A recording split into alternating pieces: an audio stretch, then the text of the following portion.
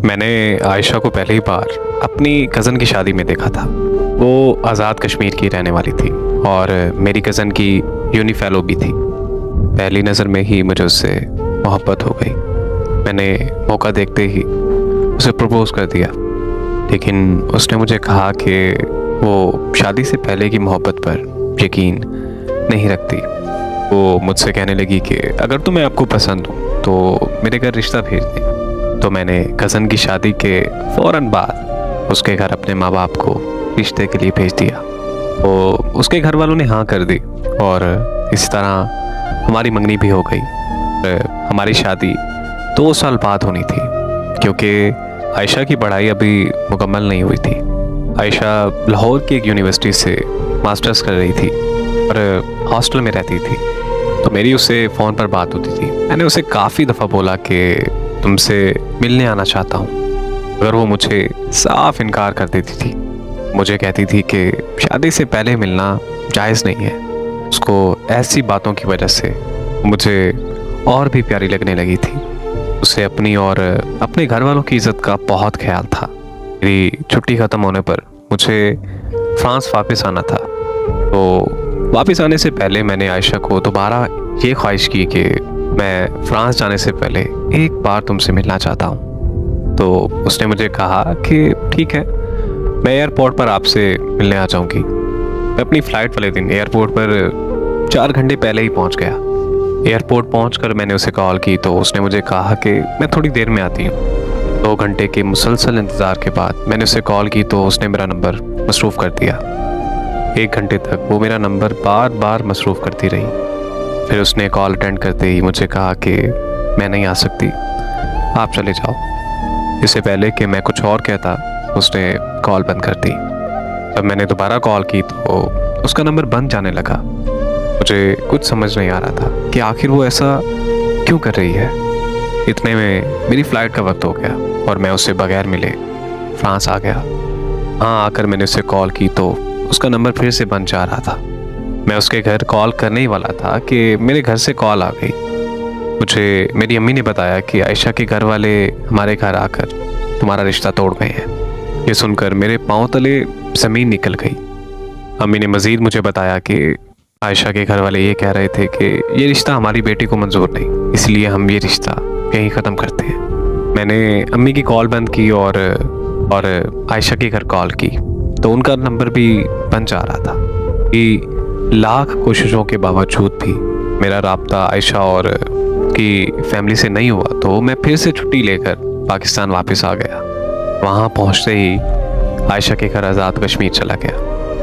वहाँ जाकर मुझे आयशा के घर वालों ने बताया कि आयशा लाहौर से वापस घर आई थी और तब उसने कहा कि उसे तुमसे शादी नहीं करनी।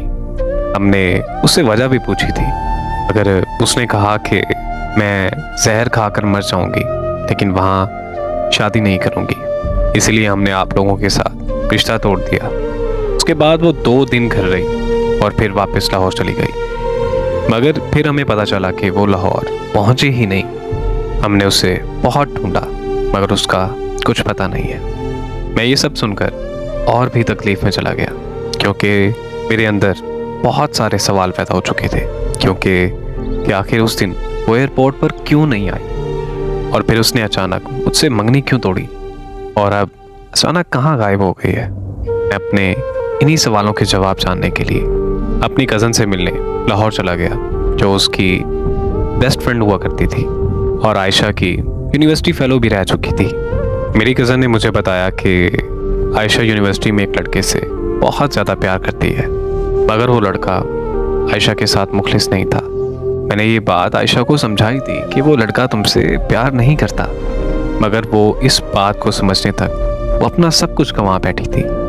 प्रेग्नेंट होने का सुनकर उस लड़के ने आयशा को छोड़ दिया। आयशा ने उसकी बहुत मिन्नतें की, मगर उस लड़के ने उसकी एक ना सुनी। आयशा बहुत अरसे तक डिप्रेशन में रही और फिर मेरी शादी पर उसे तुम मिल गए। आयशा खुश नहीं थी कि वो खुद को किसी मर्द के काबिल नहीं समझती थी। वो तुम्हें ये सब बताना चाहती थी, मगर मैंने ही उसे मना कर दिया था, क्योंकि मैं ये चाहती थी कि वो अपने कल को भूलकर आज में जीना सीख ले। अपनी कज़न से आयशा के बारे में सुनकर मुझे बहुत दुख हुआ। पर अफसोस इस बात का था कि मेरी कज़न को भी नहीं पता था कि अब आयशा ने ऐसा क्यों किया और वो कहाँ है। मेरी कज़न से मुलाकात के बाद मेरे अंदर की बेचैनी और ज़्यादा बढ़ने लगी थी। मैं अपने घर आया तो पता चला कि लोग तरह तरह की बातें कर रहे हैं। सबने मान लिया था कि आयशा किसी लड़के के साथ भाग गई है, मगर मेरा दिल ये मानने के लिए तैयार था ही नहीं, क्योंकि वो हमेशा अपनी फैमिली की इज्जत को लेकर बहुत ज़्यादा फिक्रमंद रहती थी। आखिर ऐसा क्यों हो गया?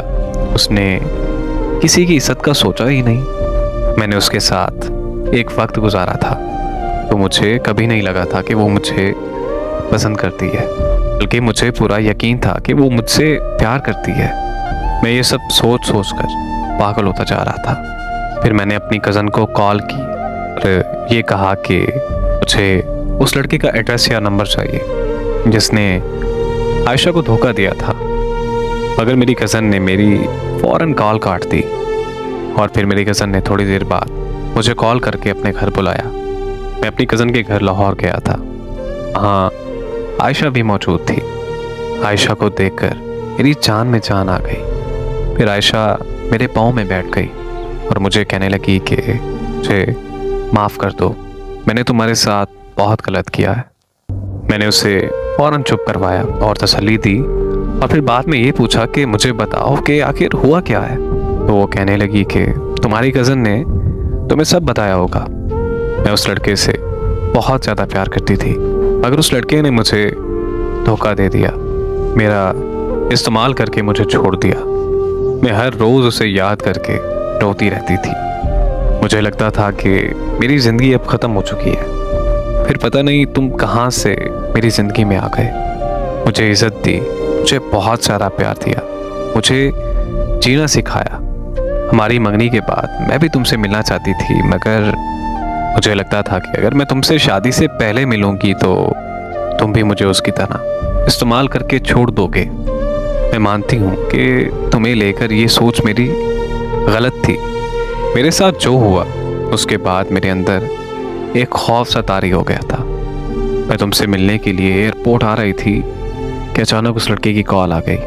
वो मुझसे मिलना चाहता था, मगर मैं खुद को रोक नहीं पाई। मैं जब उससे मिली तो वो मुझसे माफ़िया मांगने लगा। मैंने उसे माफ़ कर दिया और फिर तुमसे मंगनी तोड़कर मैंने उसे शादी कर ली। मैं घर से भागना नहीं चाहती थी, मगर मुझे ये भी पता था कि मेरे घर वाले नहीं मानेंगे, क्योंकि लड़के का फ़िरका अहले तशीह था, जबकि हम अहले सुन्नत जमात से थे। आयशा की ये सारी दास्तां सुनकर मेरे पास कहने को कुछ नहीं बचा था।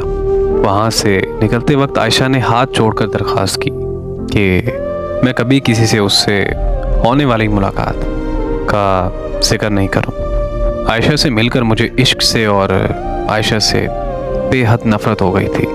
फिर मैंने 1 महीने के अंदर घर वालों की मर्ज़ी से शादी कर ली और अपनी बीवी को लेकर फ्रांस वापस आ गया। मगर मुझे अंदाज़ा नहीं था कि जिस मोहब्बत का मैं इख्तिताम कर आया हूँ उस मोहब्बत का अंजाम अभी बाकी है।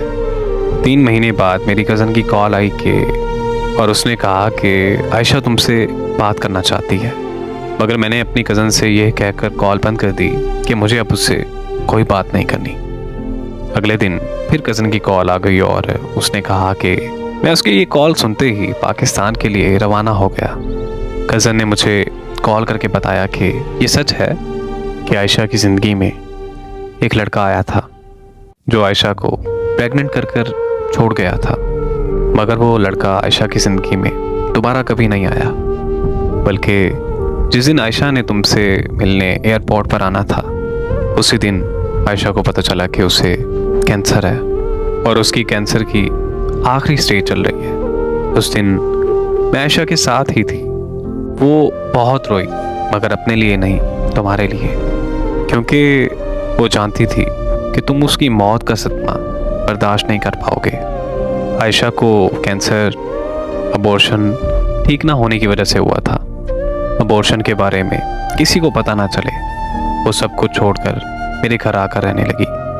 और तुमसे आयशा ने सच इस वजह से छुपाया कि तुम्हारी ज़िंदगी ख़राब ना हो। वो इस बात पर बहुत रोई है कि तुम उसे आखिरत में भी नहीं मिल सकोगे, क्योंकि वो खुद को दोज़ख का हकदार समझती है। मेरी कज़न ने मुझे बताया कि मैं ये सब तुम्हें बताना चाहती थी, मगर उसने कहा था कि जिस दिन तुमने किसी को कुछ बताया कि उसी दिन मैं तुम्हारा घर छोड़कर चली जाऊंगी। लेकिन अब वो अस्पताल में अपनी ज़िंदगी की आखिरी सांसें ले रही है। शायद अब उसके घर वापस आने की उम्मीद भी ख़त्म हो गई है। इसीलिए मैंने आज सबको सच बता दिया। तुम्हें इसलिए बता रही हूँ कि वो तुम्हारा नाम बार बार ले रही है। हो सके तो उसके जाने से पहले उससे आकर एक बार मिल लो। इसीलिए मैं फ़ौरन पाकिस्तान के लिए निकल पड़ा था, मगर अफसोस कि मैं उसका आखिरी दीदार नहीं कर सका, क्योंकि मेरे पहुंचने से पहले उसे दफना दिया गया था।